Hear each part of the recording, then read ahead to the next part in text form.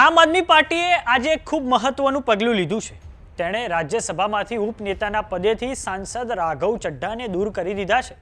તેમની જગ્યાએ આમ આદમી પાર્ટીએ એક નવા નેતાની રાજ્યસભાના ઉપનેતા પદે નિમણૂક કરી દીધી છે। એટલું જ નહીં, આપે રાજ્યસભા સચિવાલયને પત્ર લખીને કહ્યું છે કે ગૃહમાં તેમને પાર્ટીના નેતા તરીકે પણ બોલવાની મંજૂરી આપવામાં ન આવે।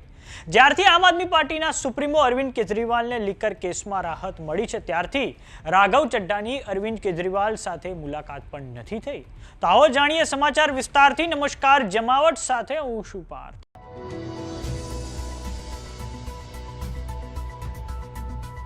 આમ આદમી પાર્ટીએ રાઘવ ચડ્ઢાને રાજ્યસભામાં પાર્ટીના ઉપનેતા પદેથી દૂર કર્યા છે।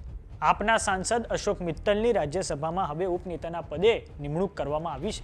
આપના નવા ઉપનેતા અશોક મિત્તલ એ લવલી પ્રોફેશનલ યુનિવર્સિટીના વાઇસ ચાન્સેલર છે। તેઓ શિક્ષા ક્ષેત્ર સાથે જોડાયેલા છે।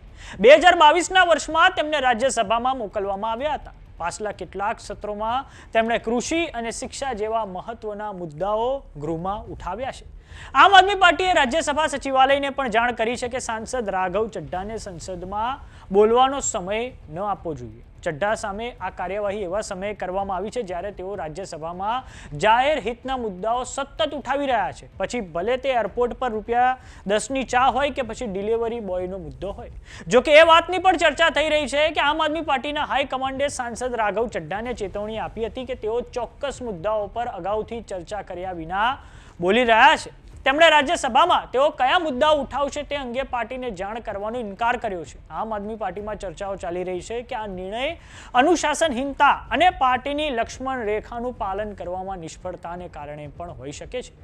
રાઘવ ચડ્ઢા પર આમ આદમી પાર્ટીની નીતિ વિરુદ્ધ બોલવાનો પણ આરોપ મૂકવામાં આવ્યો છે। એવું પણ કહેવાય છે કે જ્યારે અરવિંદ કેજરીવાલ અને મનીષ સિસોદિયાને રાઉઝ એવન્યુ કોર્ટ દ્વારા લીકર કેસમાં નિર્દોષ જાહેર કરવામાં આવ્યા ત્યારે પણ રાઘવ ચડ્ઢાનું નિવેદન સામે નથી આવ્યું।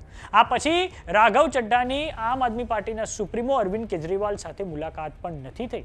તો હવે આપણે સાંસદ રાઘવ ચડ્ઢાનો પરિચય મેળવીએ। તો રાઘવ ચડ્ઢા આમ આદમી પાર્ટી સાથે જોડાયેલા છે।